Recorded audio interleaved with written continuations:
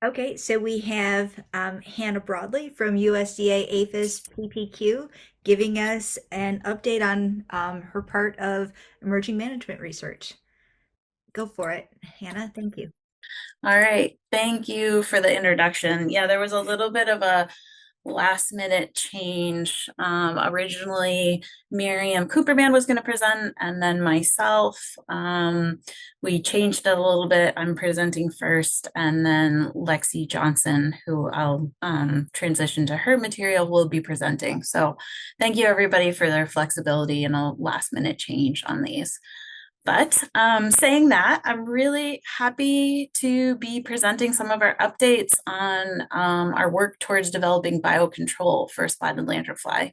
We have some really exciting updates to share today. So I'm very honored to be sharing that and actually to have a little bit of extra time because of these circumstances to share these updates.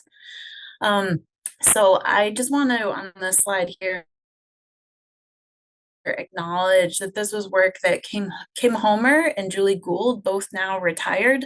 They actually initially started this work in 2015. Kim Homer's USDA ARS, Julie Gould was USDA APHIS, and I was able to join the team in 2018, but I just wanted to acknowledge them for starting this work. There's many others as well. I'd like to acknowledge and say that right up from the get-go here, just because this work is so collaborative and so long-term and really relies on lots of different teams. So thank you right from the front. So this was work, as I already mentioned, Julie Gould and Kim Homer started with collaborative foreign exploration to look at what natural enemies were present in the native range of spotted lanternfly. So our focus really has been on classical biocontrol, though we have done some work on augmentative or conservation biocontrol, but the focus really here is classical biocontrol or importation biocontrol, which is evaluating natural enemies that are present in the native range of an invasive species. So that work centers around work in China, where spotted lanternfly is native. So that's Kim in the hat there, down at the bottom, and Julie on the far right, looking through the bushes at spotted lanternfly nymphs outside of Beijing.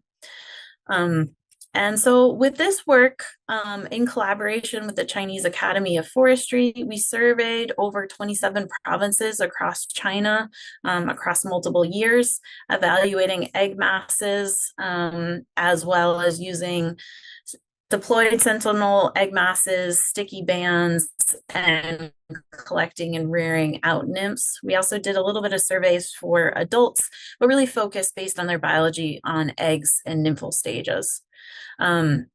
And what this is showing here is that the area in eastern China, so sort of around outside of Beijing, spotted lanternfly is pretty common, or at least not uncommon, but it's hardly ever seen in really high damaging densities. So this is an indication that there may be really important mortality factors from natural enemies. These are the two species that we have been working on, that we have surveyed and found and discovered and have been working on. Anastatis orientalis, an egg parasitoid. I know I presented in prior years on our work on Anastatis orientalis. And then Dryinis sinicus, a nymphal parasitoid. My talk today will be focused on Dryinis sinicus, but I will touch on a little bit of a reminder of our work on Anastatis. So Anastatis is an egg parasitoid, a really important egg parasitoid in the native range, parasitizing 30% of eggs on average and 40% of the eggs within those egg masses, with one or two generations per year, depending on the haplotype and the area. This was also where we put our focus to start with, because this was actually selected as a biocontrol agent for invasive spotted lanternfly in South Korea. They did initial collections and evaluations and determined that it was suitable for their uses in South Korea, and it's been a very successful biocontrol agent there. So this was a no-brainer to put our emphasis on this to start with. However, after extensive multi-year work looking at different rearing studies, evaluating the general life history of the species, the life cycles, collecting from different populations across China, evaluating behaviors and chemical ecology, as well as the genetics and haplotypes present, and our work with the host range testing, we did show that there was non-target attack. And in particular, we did find that there was non-target attack on native giant silk moths, our native giant silk moths in the US. So we deemed it a little bit too of a generalist to continue work on. There are some other teams that have been doing a little bit of continued work on this, but we moved all of our colonies off-site and de-emphasized our work on this so that we could have more time and space to really focus on Dryinis sinicus. So this is the nymphal parasitoid, and for the rest of the talk, I'll be focused on this parasitoid. So it's in the family Dryinid. It's a really amazing, beautiful insect, which I'll show you more pictures. But here on the left here, one of my team members, Corinne, took this image here. This is showing a female holding on to a spotted lanternfly nymph. They have these really neat raptorial front arms, which I'll show you additional pictures of, that they use for reaching out and grabbing the nymphal prey. This picture here on the right is showing a Dryinis sinicus larvae, so wasp larvae emerging from a spotted lanternfly nymph after completing its development. So I just think these are really two really poignant pictures I wanted to make sure to show. Our colony came from these collections in Beijing. Our initial foundation for a colony, we worked with the team members in China to collect those in 2021. And then we had worked with them for supplemental collections in the next 3 years after that to make sure we had good genetic diversity and didn't have a bottleneck in our collection. Here's a few more pictures of what they look like. So these pictures are by one of my main collaborators, Xinqing Wang, who's down at ARS in Newark, Delaware. He took this middle picture here, and this is showing that raptorial front leg of the female. So panel A is the female, and then here's some images of that really amazing front leg that they use for grabbing and holding onto prey. And when they grab onto their prey, they'll hold onto them and either host feed on them or parasitize, laying an egg under the wing bud. So this is showing an egg has been laid here on this individual, and there's now two, actually there's one on each side, developing the thalassium, which shows where that wasp larva is developing out of these. Their life cycle. So this is an image I also want to credit to my collaborator, Xinqing Wang. He put together. So Dryinis sinicus is univoltine with 1 generation per year. It spends most of its time in the overwinter life stage. So it's overwintering as a cocoon from September until April. And then in the spring and summer here is where the wasps are out. They emerge early in the springtime when first and second instar nymphs are out in the field. They'll hunt, do a little bit of host feeding, and then hunt and parasitize, laying the eggs under the wing bud. That then over the course of the summer will develop into that thalassium until they've fed thoroughly, and then that will emerge. The wasp will emerge out, killing the nymph at that time, move off a little ways and spin its cocoon to start the cycle over again, diapizing over the winter before it starts again in the spring. This is also work that Xinqing Wang did. generally, so he's got much more detailed results here and graphs, but I just wanted to present some of the key factors because this helps explain and put context for our host range testing work. So the females can live on average for about a little over 60 days, so a little over 2 months, so really quite long lived. They will host feed, I mentioned, though they're only host feeding on average about 20 nymphs during their lifespan, where most of their mortality comes from oviposition, so their parasitism. He found that overall they'll parasitize over 175 different nymphs over their lifetime. So feeding on about 20 nymphs, but parasitizing 175. So a lot more mortality from parasitism than host feeding. And they can start feeding and parasitizing just a couple of days after they emerge. Okay, went through those. He also found that they're mostly using first and second instar nymphs. So we found this with our rearing as well, but Shinking was able to do a formal quantitative study on this. So the first instar nymphs they'll use for parasitism and also some for that small amount of host feeding that they need for their nutrition. And then second instar nymphs they'll use for parasitism and rarely for host feeding. And they'll very rarely attack third instar nymphs at all. And we have no documentation of them attacking fourths or adults. So host range testing, moving on to this main part of the talk. This is a necessary step towards evaluating any candidate classical biocontrol agent. So this is to evaluate what their host specificity is and to ensure that they're not going to be causing undue harm to any of our native species. We conducted our host range testing using first no choice tests. So that means that they were given either a control nymph, a spotted lanternfly nymph, or a non-target nymph, which would be one of our native plant hoppers. I'll explain this a little bit more. But then if there was any attack in those tests, which are really highly conservative tests, then we moved on to choice tests so we could get a better comparison of what they actually would choose to use when they had an option of a spotted lanternfly compared to a native plant hopper. We also will be completing ecological testing so we get a better idea in a arena choice setting, how they hunt down their prey and how they make choices in that setting.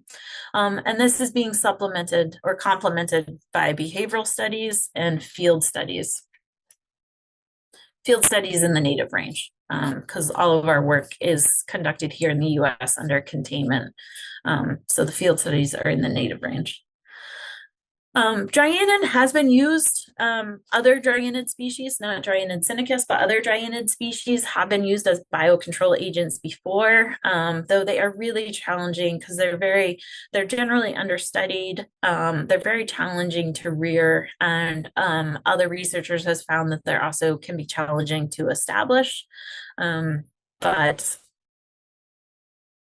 we are feeling very hopeful about the species because we are now highly studying them. We have them in rearing, and we have no evidence of hyperparasitoids. One success, sorry, one second, my computer is asking to restart. I'm going to say snooze to that. We do not need to restart my computer right now. One really useful success that we've been looking to into the literature is the use of Dryinis as a biocontrol agent for Metcalfa. So Dryinis is actually, and Metcalfa are both native to the Northeast here, but Metcalfa is now invasive in Europe and Asia, and Dryinis has been a very successful biocontrol for that. Okay. The non-targets, how we're doing our selection of non-target species. We had a number of criteria that we used for selecting what we wanted to focus on for tests. We wanted species that represented a breadth of taxonomic relatedness to spotted lanternfly, to Lycorma delicatula, spotted lanternfly. So that's including the family that spotted lanternfly is, and then out for more breadth. We wanted to include as many fulgurid species. So fulgurid is the family that spotted lanternfly is. We wanted to include as many of those as we could. These have been extremely challenging because they're generally not well studied. Generally, they're cryptic and at low density populations. So they've been quite challenging to get in collections and to get numbers for testing. We focused on large-bodied plant hopper nymphs, at least relatively so. Spotted lanternfly is really quite large for a plant hopper. So a lot of the non-targets we tested were smaller than spotted lanternfly, but we aimed for large body plant hoppers. We focused on above ground feeding plant hoppers. If there were any threatened or endangered species, we would have included those, but there's none to date. And we also focused on plant hopper species that be present in the same geographic, oh no.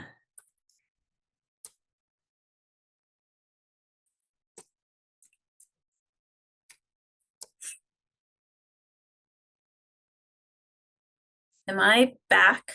Yep, you're back. Perfect. Okay, I'm wondering if, yeah, because I'm pretty sure I snoozed that. I was like, oh no, is it going to restart on me? Because I snoozed that alert. Okay, I'm back. I'll keep going. Thank you. um, okay, let me click to the next slide. So for no choice testing, I already mentioned that these were set up to have where the Dryinid had did not have a choice. The Dryinis was given either a spotted lanternfly nymph as the control, and simultaneously we ran also non-targets. Well, actually, I should say we did this sequentially, so that spotted lanternfly was given first, and then for feeding, and then a non-target, a target, non-target. But these were done as no choice. So the wasps only saw one of these over time. We ran this over this sequential pattern here because we had evidence that Dryinid learns over time of how to attack and feed. So we really wanted to see what their behaviors were over the duration of a week and over time when they had access to a spotted lanternfly, then a non-target and a spotted lanternfly. So we made this extra conservative by doing it in this sequential testing run over a week. So if there was going to be any attack at all, we would be sure to capture it. If there was any attack at all, we moved on to choice testing. So here, the wasp was given access to both the spotted lanternfly nymph and the non-target at the same time, also run over the course of a week, but it was given access to these nymphs every other day. So also very, very conservative because this is not access to very many nymphs over a relatively long period of time, but this did give us choice information as well. Here's our list of the species that we were able to put into testing. So down at the bottom there, we have our fulgurids up to, so the most closely related taxonomically at the bottom, moving out to the less related species up at the top. So we included fulgurids as well as a number of representation of other plant hoppers, hoppers in general, and then a few outgroups, pentatomids, so shield bugs and squash bugs as sort of our outgroup. I want to give another thank you to all the many collaborators that helped on collecting these. We really couldn't have gotten these collections without them. These are just these plant hoppers, particularly as you go down to the ones most closely related to spotted lanternfly, have just been extremely challenging to get in any reliability and to get into the numbers. So another thank you to everybody that helped with these.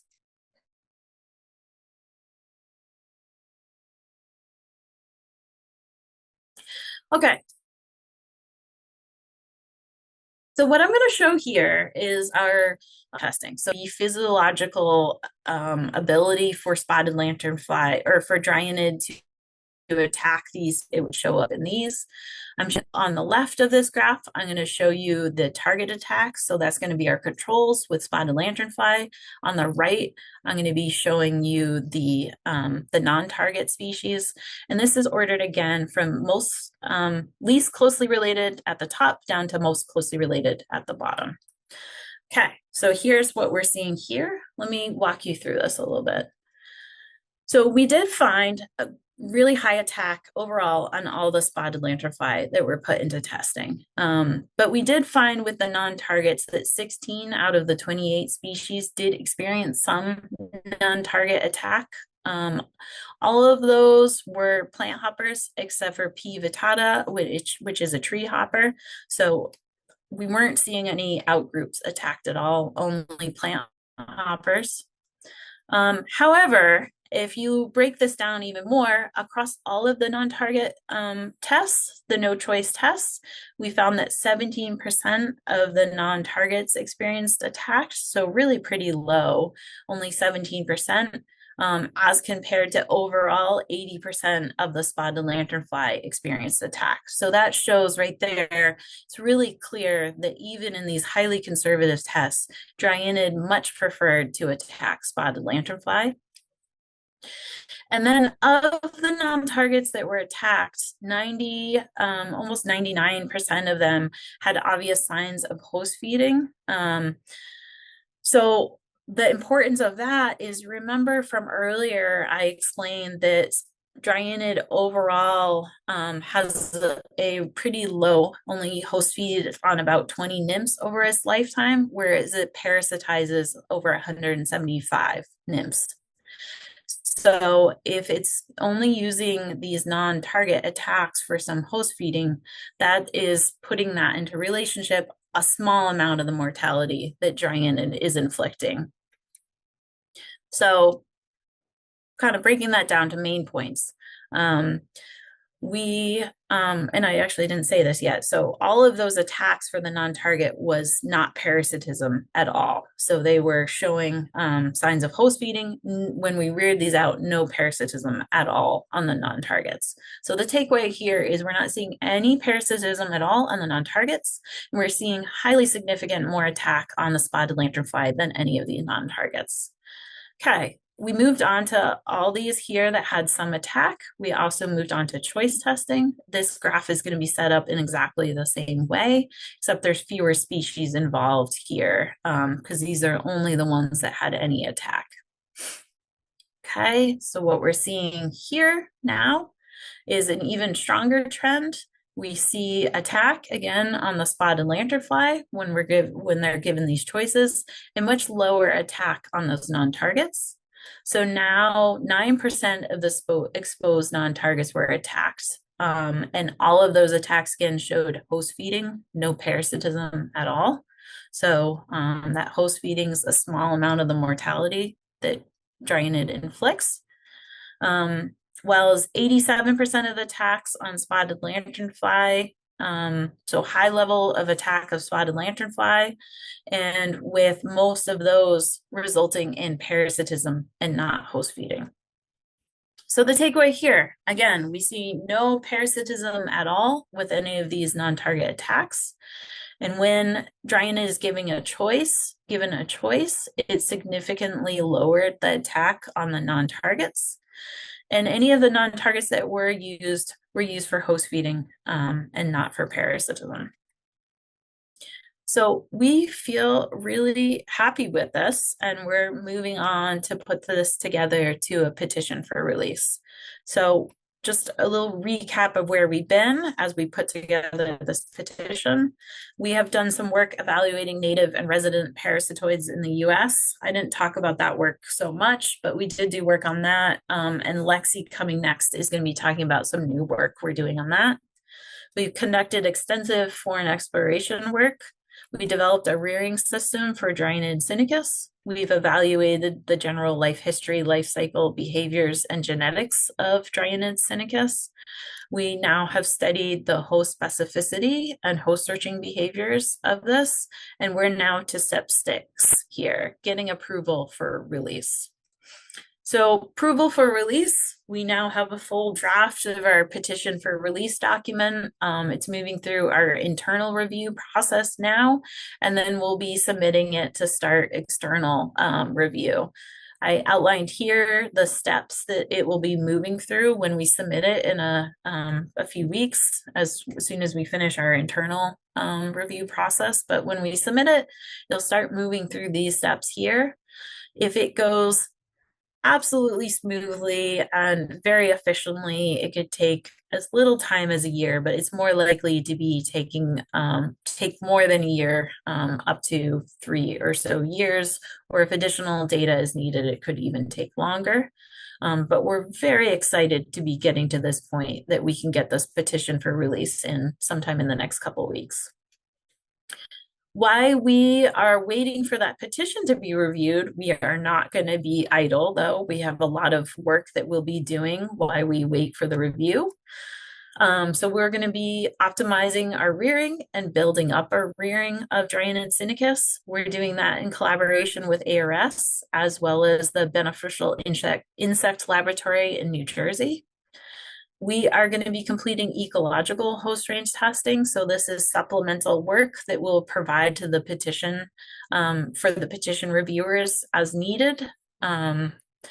We also will be building up our plans for releases and post-release monitoring. We have plans underway, but we'll be continued to be developing and refining those. We're continuing to work on exploration in additional areas where spotted lanternfly is native in Asia, so that we can evaluate any other potential parasitoids of interest.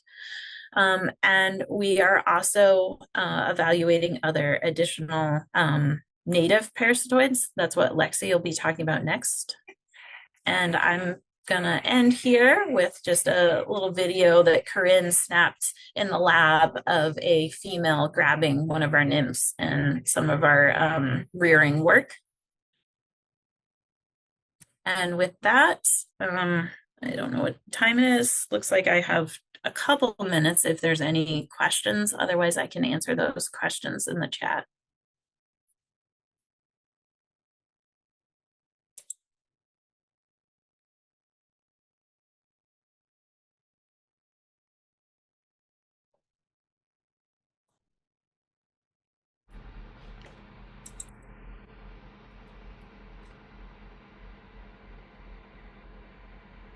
Yeah, if no questions come up, we can also transition right over to Lexi so that she has as much time as possible.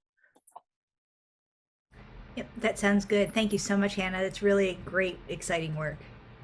We're very excited. Okay, I'll be answering questions in the chat and we'll move right over to Lexi.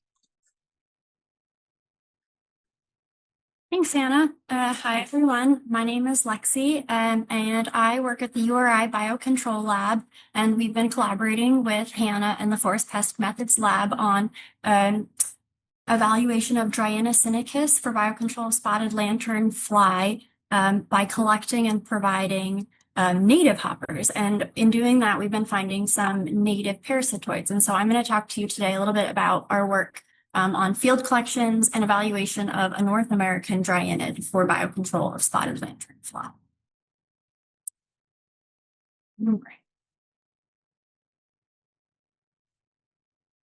I don't think I need to spend too much time here because Hannah just spent quite a bit of time and we've had some intros. Everybody is aware SLF is a problem in the US, and the USDA has begun, or is finishing up rather, host range testing of Dryinis sinicus, the nymphal parasitoid of SLF. And Hannah went through it briefly, but I'm going to go through it again just to get us kind of centered here. Starting in the top left and working clockwise, I'm going to go through the life cycle of a Dryinid wasp, as you've just seen, but as a review. So in the top left, we have a female Dryinid wasp. This is a North American native species that does not have any wings, unlike Dryinis sinicus. But that is a female wasp. And the next photo to your right is the native plant hopper nymph that is its native host, a Cannellonia. And so that female attacks the nymph, and after laying an egg, the wasp will develop on that nymph, and the body of the wasp can be seen visibly on the outside of the nymph in that thylacium, that is the shedded molts of that wasp larva. And so once the wasp larva has finished its development, it will kill the nymph and exit the thylacium, which is that next photo down below. And that wasp larva then will spin a cocoon to pupate and overwinter. And they both kill their prey via host feeding and this parasitism, as Hannah mentioned. And so I want to show you a video of a wasp attacking a nymph to give you a better idea of what that looks like when they're both predating and laying their eggs. So this footage I have here was taken by Adrian Smith, who runs the YouTube channel Ant Lab. I'm guessing quite a few of you are familiar with it, but he visited me this summer and we spent a day and got some of this footage. So this is really, really slow motion at 6,000 frames per second. And this is a wasp that is engaged with a native hopper nymph, and she opened up her chela, as Hannah described and showed some pictures. Those are those raptorial forelegs. It's the fifth tarsal claw's been modified. And so she opens them, prepares, and then strikes very quickly. And that's how they're able to catch the hoppers before they hop away. And then this is where the kind of predation or parasitism event would be happening. She can use those forelegs to haul in the hopper, and her super flexible abdomen can actually reach then underneath the hopper to paralyze it and lay an egg. And then while all of that is happening, you can't see it in this view, but she is able to actually eat the hopper nymph while all of this is happening, and we call that host feeding. And that can be destructive, so it kills the nymph, and that's like predation, or it can be non-destructive, where she is able to feed on the nymph to some degree, but it still survives and she's able to parasitize it, and that wasp larva is able to survive. And so that is just an example of how that works. And so at the URI Biocontrol Lab, as we mentioned, we are collecting native hoppers to provide to the Forest Pest Methods Lab, Forest Pest Methods Lab for their host range testing. So we are out collecting native hoppers, generally sweeping in kind of meadow environments, and then we use a pop-up cage to help us sort the native hoppers, which I find really helps finding them, not looking into the net.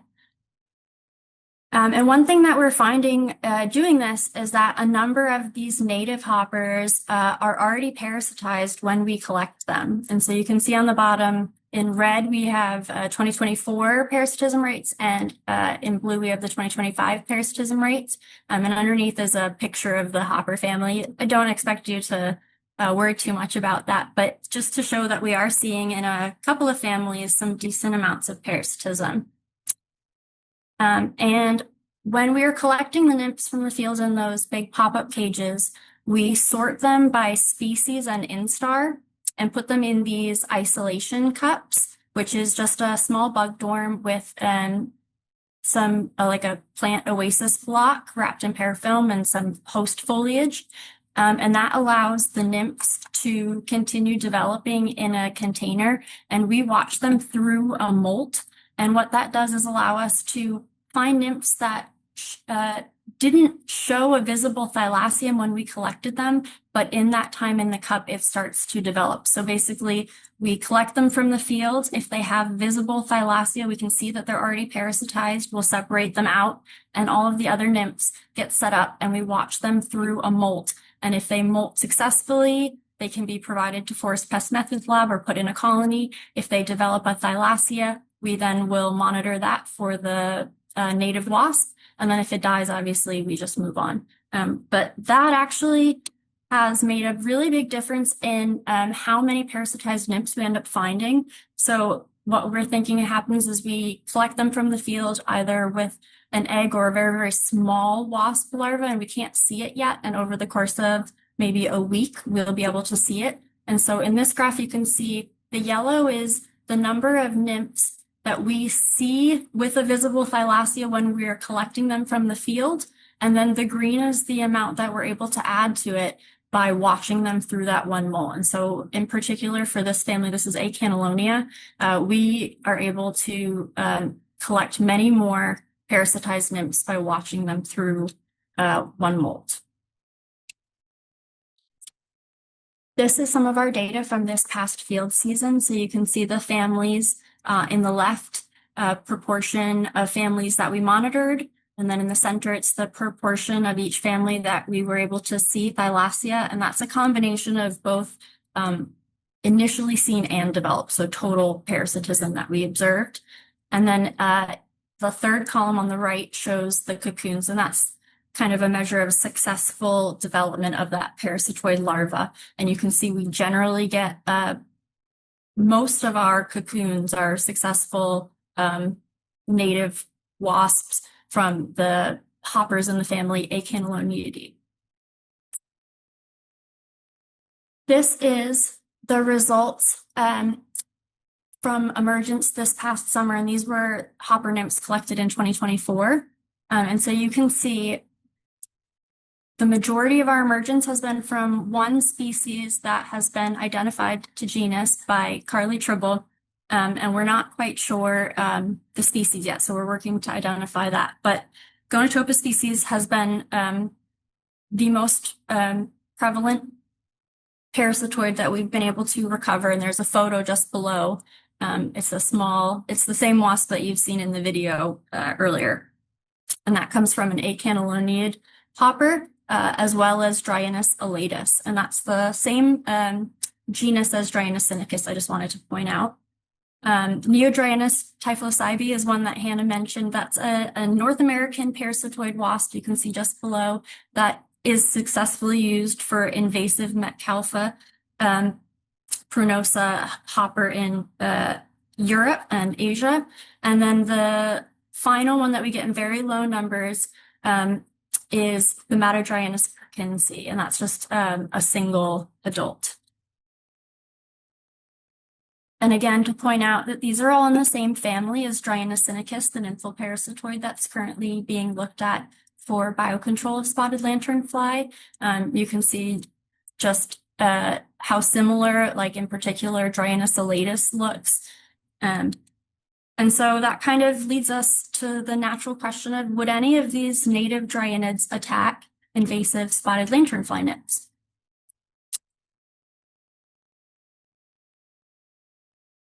And so before I play the video, so I don't compromise the quality, I'll just briefly mention what's going on here before I play it.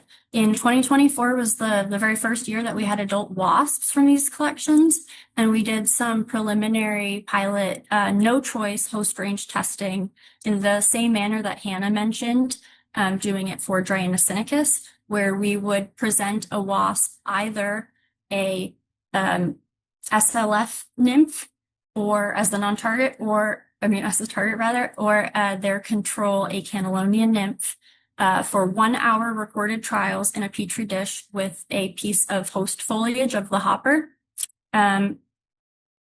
This would happen for 1 hour, and then they would be isolated for 24 hours in between trials.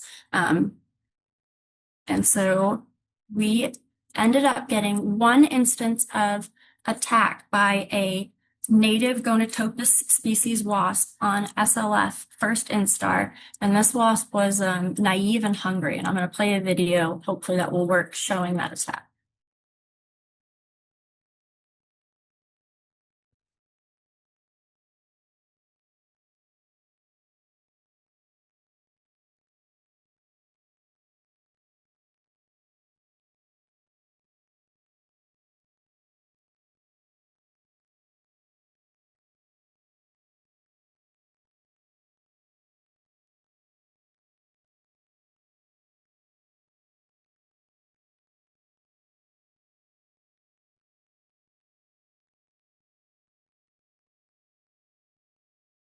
So yeah, that was an instance of destructive host feeding. So that ended up killing that first instar SLF nymph. So that was actually really interesting and exciting to see. In 2025, so this past field season, we had emergence of some more wasps, as you saw, and we decided to do it again a little bit differently this time, but very similar. So we did 30-minute time trials in Petri dishes without host foliage because I wanted to record the trials to be able to look at the proportions of time they were spending doing each, the attack behaviors between treatments. And I found that the foliage the first year would get in the way of my ability to see everything in the dish. So I removed the foliage, we cut the trials to 30 minutes, and I was wondering if host plant might impact the attractiveness of SLF to the native wasps. And so we did a control group with their native host, a Cannellonia hopper species on wild grape, which is a native host here that they are commonly found on.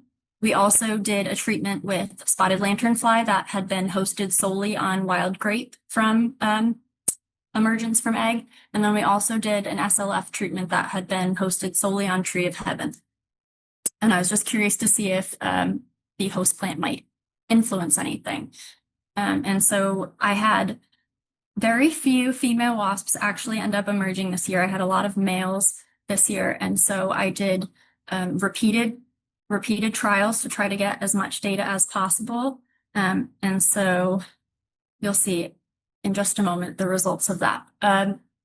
After the 30-minute trials in the Petri dishes, we put them overnight in a kind of shoebox-sized box with the same host plant that the hopper nymph had been reared on previously and a number of the same species of nymph to give the wasp time to attack or parasitize additional nymphs overnight. And then the following morning, the wasp would be isolated. The nymphs would be checked for host feeding, like dead for host feeding, and then we would watch them through a molt or to death for signs of parasitism. And we did not find any parasitism. But for the trials in the Petri dishes, we looked at the proportion of time they spent in each behavior. And what I found was really interesting was there wasn't a significant difference between all the treatments in the amount of time that the wasps spent engaged. And so that was like a combination of that stalking behavior that you saw in one of the videos, as well as attempted strikes. And I thought that was really interesting. And as well as attack, we had 4 instances of attack in the spotted lanternfly that had been reared on Tree of Heaven group. And that was 2 different wasps. One attacked a couple of times and one attacked once. But statistically, it wasn't significantly different, likely because of such few sample sizes. So do take all of this with a big grain of salt. But I do just think that fact the time engaged is not super significantly or super different at all, really, is very interesting and promising. And so some conclusions from that: native Dryinids are present and they're parasitizing multiple native hopper families. Improved monitoring increased our parasitoid recovery. So monitoring them through 1 molt after collection has really increased the amount of native parasitoids we've been able to recover. At least 1 native Dryinid can kill SLF via host feeding, but we've not seen any evidence of parasitism. So that's that native Gonotopus species. And native enemies might contribute to SLF suppression.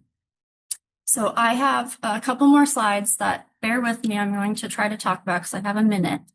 But this is a graph that I just put together yesterday as I've been trying to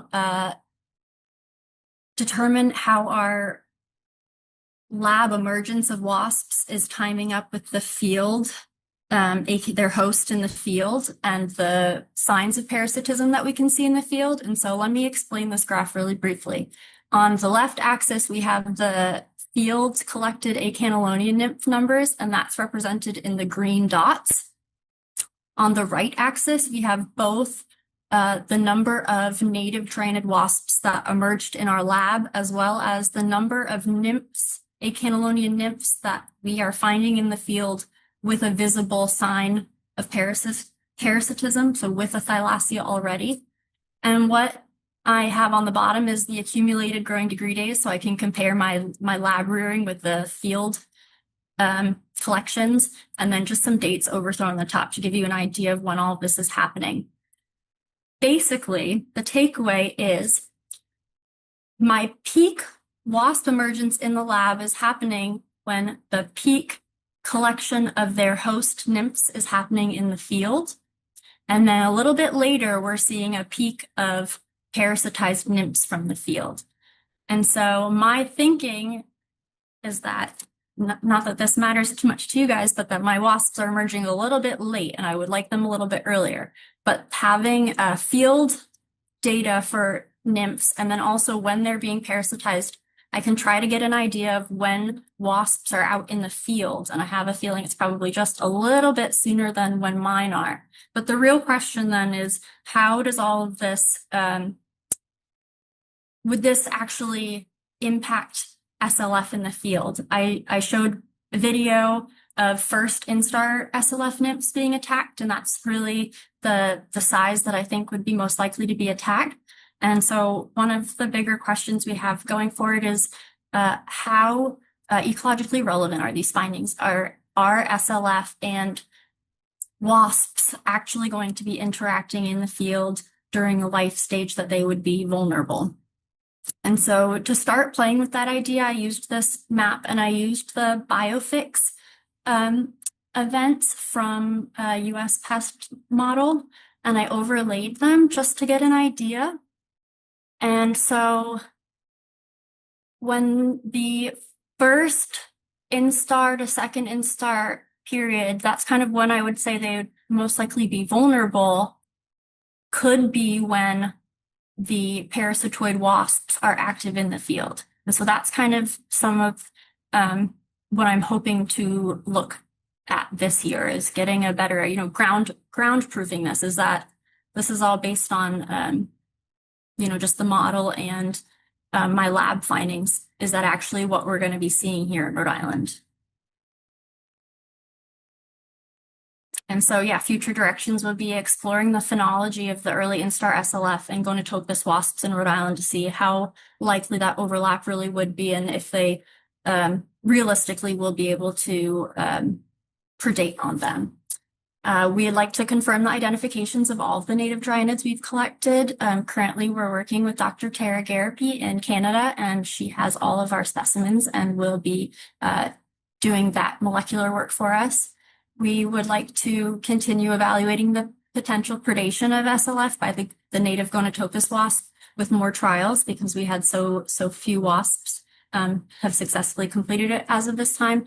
And then we'd also like to evaluate some of the other native Dryinids, like that Dryinis elatus, if we can get enough of them from the field to look at. And this little video is another video by Adrian Smith from another angle. And just because I have the time, I want to show it. Whee!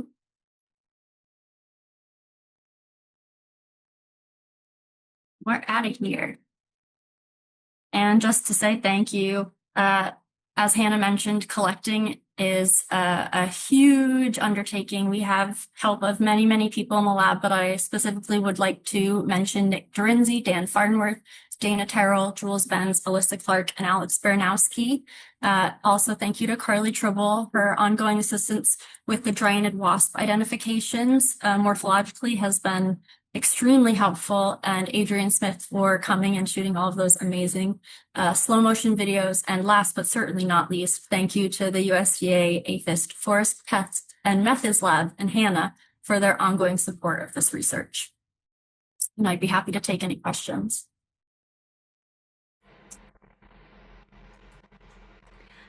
That is really great work. Thank you so much, Lexi. I have a question. That's really surprising about what a high baseline level of nymphal parasitism you're seeing in the native plant hoppers in particular.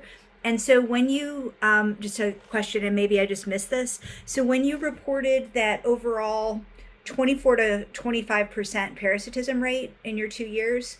Did that, was that the combined plant hoppers where the thalasium was visibly present plus observed later? Okay. Yes. Okay, thank you. Mm-hmm. I don't see any open questions. Does anyone else have any questions? Share.